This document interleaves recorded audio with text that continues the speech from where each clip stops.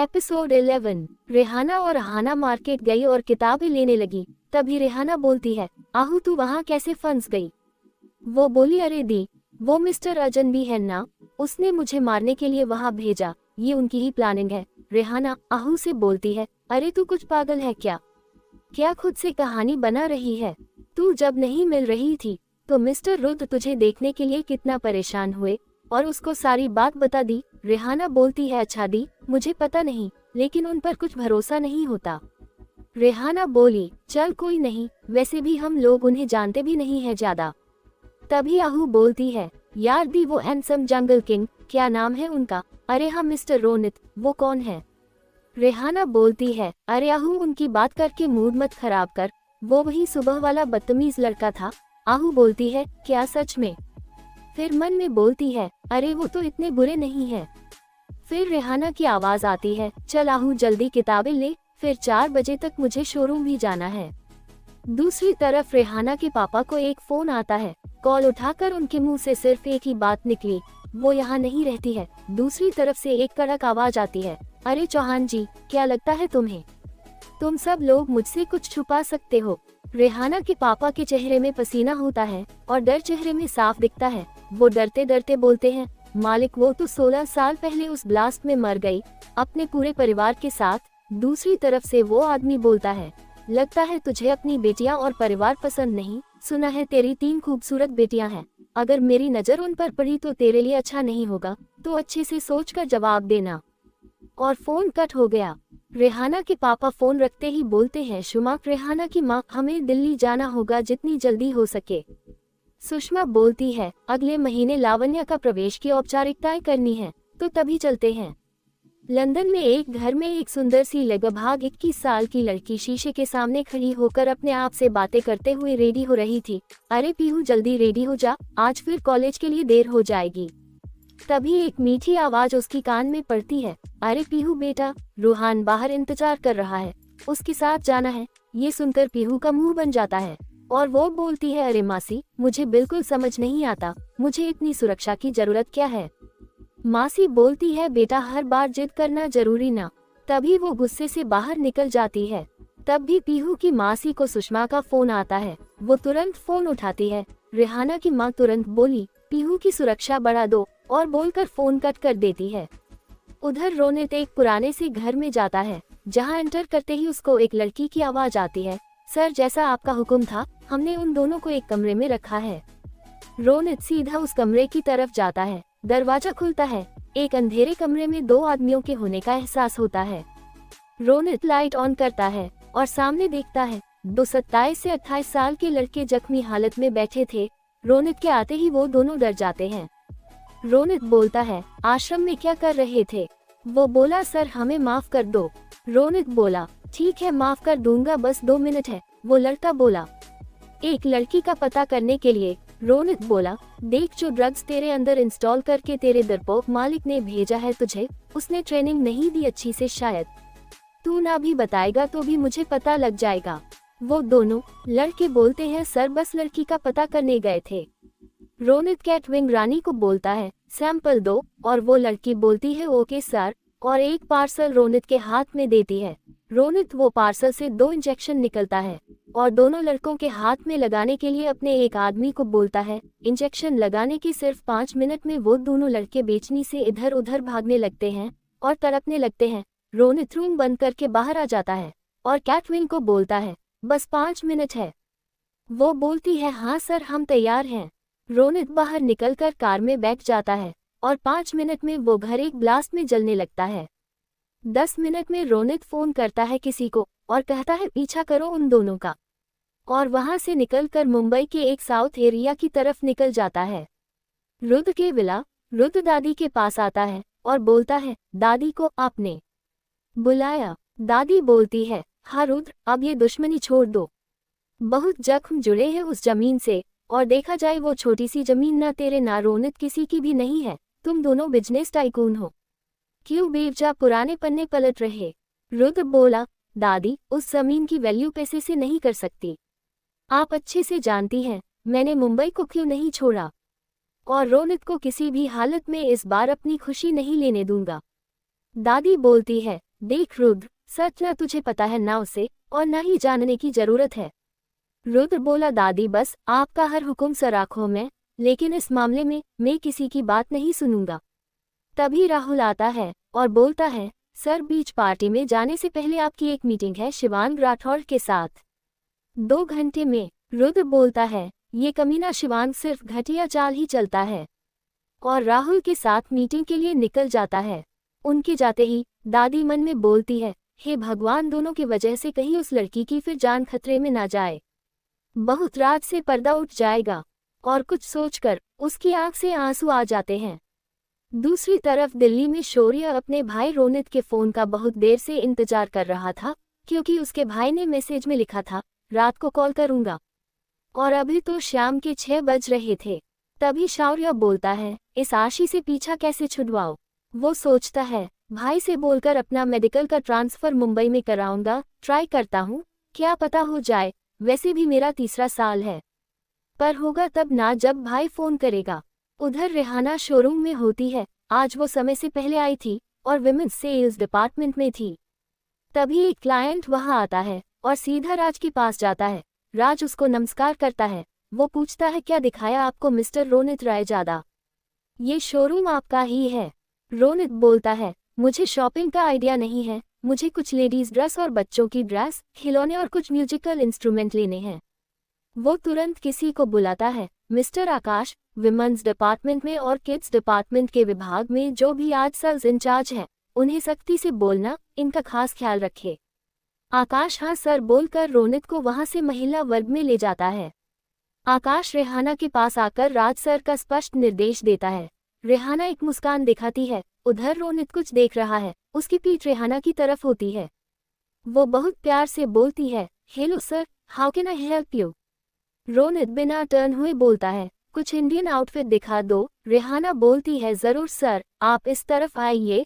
रोनित को उसकी आवाज जानी पहचानी लगी। वो जानकर पीछे देखता है और अपने सामने रेहाना को देखकर शॉक हो जाता है। रेहाना कुछ बोलने को ही होती है कि तभी आकाश वहां आता है और बोलता है, रेहाना, सर को एक्सक्लूसिव कलेक्शन दिखाना और ये हमारे सबसे महत्वपूर्ण मेहमान हैं, तो अच्छे से खातिरदारी करना। रेहाना मन में सोचती है, रेहाना आज गलती से भी राज सर को गुस्सा नहीं दिलाना, वरना तेरी नौकरी आज सच में चले जाएगी। फिर आकाश की तरफ देखकर मुस्कुराकर बोलती है, जी सर, आप बिल्कुल टेंशन मत लीजिए। फिर वो रोनित से प्यार से बोलती है, हेलो सर, आपको किस तरह की ड्रेसेस पसंद हैं? रोनित बोलता है, मुझे ज्यादा आइडिया नहीं है, आप अपने हिसाब से दिखा दीजिए।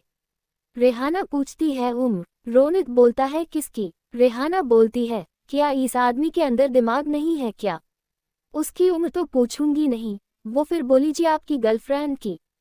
रोनित उसको छोटी आंख करके देखता है, लेकिन कोई सफाई नहीं देता। उसको ये ड्रेसेस अपनी बुआ के लिए लेनी थी। वो थी तो 40 साल की, लेकिन इतनी फिट थी, बिल्कुल 30 साल की लगती हैं। रोनित तुरंत बोला, आप अपने लिए देख लो, मतलब जो आपको अच्छी लगे उसमें एक साइज छोटा ले लेना। रेहाना बोलती है, ओके। फिर वो trendy Indo western outfit choose करती है। वो एक blue diamond work blue kurti palazzo, एक ब्लैक स्कर्ट सफेद कुर्ती के साथ जो बहुत सुंदर थी, एक शरारा ड्रेस गोल्डन वर्क की ड्रेस दिखाती है।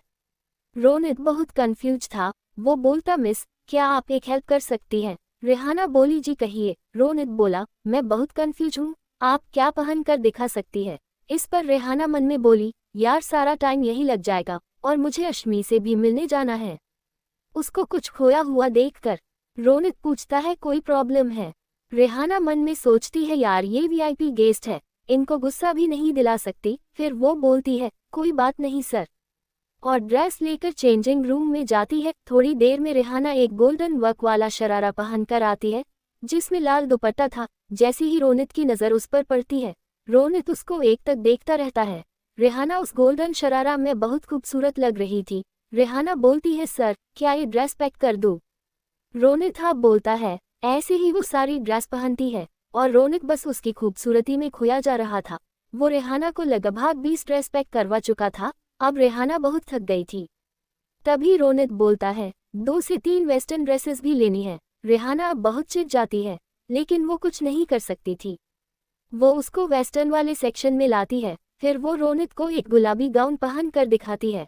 रोनित उसको भी पैक करवा लेता है। ऐसा करते करते उसने वेस्टर्न ड्रेसेस की 4 ड्रेस पैक करवा ली थी। फिर वो एक हरे रंग की काफ लेंथ ड्रेस लेकर जाती है। तब रोनित की नज़र एक ब्लैक वन पीस ड्रेस पर पड़ती है और वो ना जाने क्यों रेहाना को उसमें कल्पना करने लगता है। तभी रेहाना बाहर आती है और रोनित के हाथ वो ब्लैक ड्रेस देखकर शॉक होती है। रोनित ने वो ग्रीन ड्रेस भी करवा ली थी पैक। रेहाना बोलती है, सर मैं इतनी छोटी ड्रेस नहीं पहनती। रोनित बोलता है, ये आपके लिए नहीं है। तभी रेहाना को अपने शब्द में पछतावा होता है और वो ना चाहते हुए वो ब्लैक ड्रेस पहनती है। जैसी ही वो ड्रेस है पहन कर आती है, वहां पर सब लोग उसको देखने लगते हैं। रोनित की तो सांस ही मानो अटक गई थी। वो ड्रेस रेहाना की बॉडी से एकदम चिपकी थी। रेहाना ज्यादा स्लिम नहीं थी, लेकिन हर बॉडी पार्ट उस ड्रेस में 4 चांद लगा रहे थे। उसमें उसकी लंबी टांग दिख रही थी। इस ड्रेस में वो एकदम हॉट लग रही थी। अचानक से शोरूम का तापमान बढ़ने लगा। रोनित मन में बोलता है, ये ड्रेस तो सिर्फ इसी के लिए बनी है। तभी रोनित को एहसास होता है कि वहां सब लोग रेहाना को घूर रहे हैं। रोनित अपनी मुट्ठी बेच लेता है और बोलता, इसको भी पैक कर दो। रेहाना मन में बोलती है, कोई अपनी गर्लफ्रेंड के लिए इतना पागल भी हो सकता है, हद है। वो सभी ड्रेस पैक करवाती है और बिल बनाने लगती है। तभी रोनित बोलता है, रुको अभी और भी कुछ लेना है। रेहाना बोलती है, अब क्या पूरी दुकान लोगे? रोनित घूर कर देखता है उसको। वो हल्का सा मुस्कुरा कर देखती है, फिर घड़ी देखती है, 8 बज गए थे। रोनित पूछता है, आपको देर हो रही है क्या? वो बोलती है, नहीं मैं ठीक हूँ। तब रोनित डायरेक्ट किड्स सेक्शन में जाता है और बहुत सारी प्यारी प्यारी ड्रेस, खिलौने और चॉकलेट लेता है। रेहाना बिलिंग करवाती है तो बच्चों का सामान देखकर मन में बोलती है, ये शादीशुदा है। पता नहीं क्यों एक पल के लिए रेहाना को बेचैनी सी होती है, लेकिन दूसरे पल अपने सारे ख्याल दूर फेंकती और रोनित को बोलती है, सर आपका कुल बिल 2,15,000 रुपये हुआ है। रोनित बोलता है, करेक्शन करिए मिस, शायद आपकी मशीन खराब है। रेहाना सोचती है, ये डिस्काउंट मांग रहा है क्या? तब रोनित बोलता है, मेरा बिल 2,16,698 रुपये है। रेहाना शॉक होती है और एक बार फिर कैलकुलेट करती है और मन में सोचती है, वाह इसकी कैलकुलेशन तो। इतने में रोनित बोलता है, बोला था ना अमीर ज्यादा हूँ, लेकिन अपनी मेहनत से। वो मुंह बनाती है, अकड़ू कहीं का। फिर रोनित बिलिंग करवा कर निकल जाता है। उधर रेहाना भी अश्मी से मिलने जाती है। रेहाना बस से आशमी के घर की तरफ आ ही रही थी कि अचानक तेज बारिश हो जाती है। आशमी के घर बस स्टॉप से लगभग 20 मिनट की दूरी में थी। वो अम्ब्रेला लेकर जाने ही लगती है कि थोड़ी दूर चलती ही वो पूरी भीग जाती है। उसको छींक आने लगती है। पूरा भीग जाने के बाद वो अश्मी के घर पहुंचती है। सिक्योरिटी गार्ड उसको जानता था तो एंट्री करवा के अंदर भेजता है। रेहाना अंदर आती है तो डोर बेल बजाती है। दरवाजा खुला होने पर रेहाना के सामने एक स्लिम, स्टाइलिश और एक खूबसूरत लड़की होती है। रेहाना कुछ बोलने वाली होती है कि तभी वो औरत बोलती है, आप रेहू हो क्या? अपना निक नेम सुनकर रेहाना शॉक होती है और बोलती है, जी हाँ, और आप? ये अश्मी का घर है ना? और बोलते बोलते छींकने लगती है। वो लेडी बोलती है, जी हाँ, ये उसी शैतान का घर है और आप अंदर आइए, आप पूरा भीग गई है। रेहाना बोलती है, अरे कोई बात नहीं, मैं ठीक हूँ। वो औरत बोलती है, आप अंदर आओ, और आवाज लगाती है, रुकू एक तौलिया लेकर आना। तभी एक औरत तौलिया लेकर आती है जिसकी उम्र लगभग 45 की होगी। रेहाना अपने बाल पोंछती है। तब तक वो महिला अपना परिचय देती है, मैं आशमी की माँ रोशनी हूँ और फैशन कंपनी की मालिक हूँ। रेहाना बोलती हूँ, मुझे बहुत दुख है मैम, उस दिन आपसे मिल नहीं पाए, इस तरह पहचान नहीं पाए। रोशनी बोलती है, धन्यवाद रेहाना, आपने अश्मी का इतना ध्यान रखा, वरना मेरी बच्ची पता नहीं कैसी होती। रेहाना बोलती है, कोई बात नहीं मैम, वो बहुत प्यारी बच्ची है और एक ही दिन में मेरे दिल में जगह बना ली। रोशनी मुस्कुराती है और बोलती, रेहाना प्लीज आप फ्रेश हो जाओ और कपड़े चेंज कर लो प्लीज। रेहाना बोलती है, अरे कोई बात नहीं मैम। तभी रोशनी बोलती है, तुम मुझे दी बोल सकती हो और चाहो तो आंटी भी, और हंसने लगती है। तभी रेहाना बोलती, अरे बिल्कुल नहीं, आप तो मुझसे भी छोटी लगती है, मैं आपको दी बोलूंगी। रोशनी बोलती है, तो दी बोल रही तो कहना भी मानो, चेंज करो अभी वरना तबीयत खराब हो जाएगी। रेहाना बोलती है, मेरे पास एक्स्ट्रा कपड़े नहीं है। तो रोशनी बोलती है, मेरे कपड़े तो तुम पर थोड़े टाइट होंगे, चलो एक काम करो, मेरी साड़ी है उसको पहन लो, तब तक तुम्हारे कपड़े सूख जाएंगे। फिर वो रेहाना के लिए एक पीले रंग की शिफॉन की साड़ी और एक सफ़ेद नेट स्लीवलेस ब्लाउज निकालती हैं। रेहाना तुरंत वॉशरूम चली जाती है। तभी रोशनी को फ़ोन आता है, वो कमरे से बाहर चली जाती है। दूसरी तरह रुद्र एक बड़े से घर के सामने रुकता है। उसके बॉडीगार्ड आसपास फैल जाते हैं। रुद्र घर के अंदर जाता है। सामने एक नौकर दरवाजा खोलता है और बोलता है सर नहीं है घर पर। रुद्र एक गोली उस नौकर को मारता है। वो तुरंत मर जाता है और बोलता है रुद्र शेखावत को झूठ से नफरत है। तभी सामने एक औरत होती है जिसकी ट्रे में शराब की बोतल होती है। रुद्र उसकी तरफ बढ़ता है। वो तुरंत बोलती है सर ऊपर के बाएं कमरे में है और कुछ बोलने वाली होती है। रुद्र की लाल आंखें देखकर चुप हो जाती है। रुद्र ऊपर कमरे में जाता है और तेज लात से दरवाजा तोड़ता है और सामने का सीन देखकर उसको हंसी आ जाती है। रोनित कमरे में बैठकर एक बच्ची के साथ खेल रहा था और तभी वह अपने भाई शौर्य को फोन करता है। शौर्य फोन उठाकर बोलता है भाई कहाँ हो, कब से इंतजार कर रहा। रोनित बोलता है तेरा एडमिशन मुंबई नहीं हो सकता। शौर्य बोलता लेकिन क्यों भैया, मेरी मेरिट भी अच्छी है। रोनित बोलता है क्योंकि मैं नहीं चाहता और तुझे जो डर है तो थोड़ा मैच्योर हो जा, खुद डील कर। तू कुछ समय के लिए जब तेरा मन हो यहाँ घूमने आ सकता है, लेकिन स्टडी तो बिल्कुल नहीं। तभी शौर्य को एक प्यारी आवाज आती है शौर्य भैया। शौर्य बोलता अरे ये हमारी गुड़िया है क्या। रोनित बोलता है मेरी गुड़िया है। शौर्य बोलता है भाई वो मेरी गुड़िया है। तभी अश्मि बोलती है मैं दोनों की गुड़िया हूँ। फिर अश्मि बोलती है शौर्य भैया आप क्यों नहीं आई डॉन भैया के साथ। शौर्य बोला तुम्हारे डॉन भैया के आगे कोई नहीं जीत सकता, वो किसी की नहीं सुनते। तभी शौर्य बोलता है तुम दोनों बात करो, मैं आता हूँ अभी। और फोन अश्मि को पकड़कर बाहर जाता है। रोशनी एक फैशन बिजनेस की मालिक थी तो उसकी एक विदेशी क्लाइंट से मीटिंग चल रही थी जो टॉप फ्लोर पर थी। रोनित रोशनी को सर्च करते हुए उसके कमरे में आता है और वॉशरूम से किसी की आवाज आती है मेरे कपड़े पकड़ा दो प्लीज। रोनित को वॉशरूम से पानी की आवाज के कारण रेहाना की आवाज पर ध्यान नहीं जाता और आसपास देखता है और बोलता है बुआ दे रहा हूँ। रेहाना को भी आवाज क्लियर नहीं आती। वो हाथ बढ़ाती है और वो रोनित उसको साड़ी देता है। रोनित वही कमरे के बालकनी में बुआ का इंतजार करने लगता है। तभी रेहाना वॉशरूम से बाहर आती है और बाहर टेबल से टकरा जाती है जिससे उसका बैलेंस हिल जाता है और वो चिल्लाती है। इतने में रोनित उसको पकड़ लेता है। रेहाना रोनित की बाहों में थी। उसके बालों से टपकता पानी रोनित की शर्ट को भीग रही थी और रोनित उसका डरा हुआ चेहरा देख रहा था। नहाकर रेहाना बहुत अट्रैक्टिव लग रही थी। पीली साड़ी का पल्ला उसके शरीर से हल्का नीचे गिर गई थी जिससे वो और भी हॉट लग रही थी। रोनित का एक हाथ उसकी कमर में था और दूसरा हाथ रेहाना के बैक में। रेहाना धीरे धीरे आंख खोलती है। अचानक उसको कुछ ऐसा दिखता है जिसे वो एक जोर की चीख निकलती है। क्या देखा रेहाना ने ऐसा, और क्या देखा रुद्र ने शिवांग के कमरे में। क्या रोनित हो रहा है रेहाना तुम्हें आकर्षित करती है, ये कोई चाल है। अगला एपिसोड कल अपलोड करूंगी।